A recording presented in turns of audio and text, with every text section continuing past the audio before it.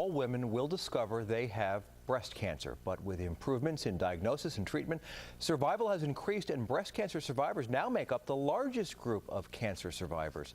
Tonight, KCRA 3's Tana Castro shows us how an Elk Grove woman has turned her fight to survive this deadly disease into a mission to empower others. Hi. How are you, honey? I'm alive.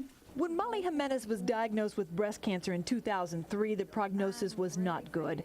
When detected, her cancer had already progressed to stage 3. And with that one phone call from my doctor on February 19th at 5:20 in the evening, my life changed forever.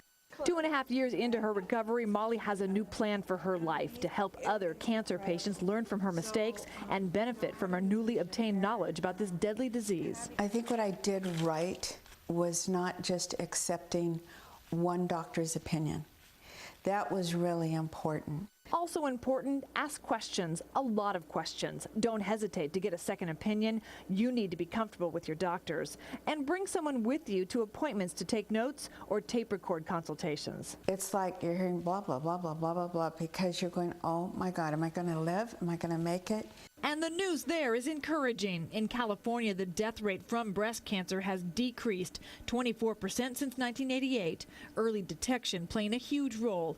In 1987, only 2 out of 5 women reported having a mammogram the previous year. By 2002, that number increased to 3 out of 5 women. Here we are. It takes strength, so. And some of Molly's best advice, to the extent you can, document the journey of recovery. Molly had a double mastectomy, followed by 40 rounds of chemotherapy, 6 months of radiation.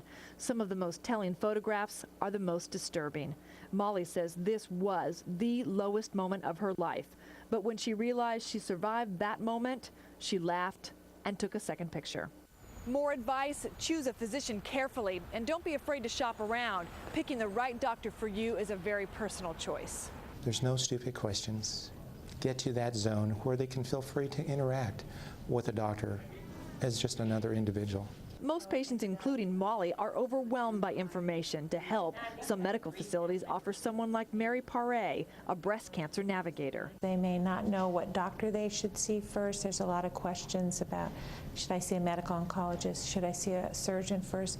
So I can be a safe person just to sit down and talk to them, answer their questions, explain about the disease, and be their guide as they go along the process. Molly says some of her best advice is surround yourself with loved ones. Take the day Molly shaved what remained of her hair, her grandkids were with her. And then her best friend helped her try on wigs. This is the Dolly Parton look. Here's Rod Stewart. She affectionately calls this one the stripper look. I cannot, and we as survivors cannot live in fear. It's there, but it cannot take over because then we're afraid to live. And finally, don't be afraid to hope for the best. In Sacramento, Tana Castro, KCRA 3 reports. Molly offers another piece of advice. She says, remember, there are always going to be good days and bad days. In fact, she has a code word for the bad days. She calls them pajama days. She's entitled. Absolutely. One of the things that I do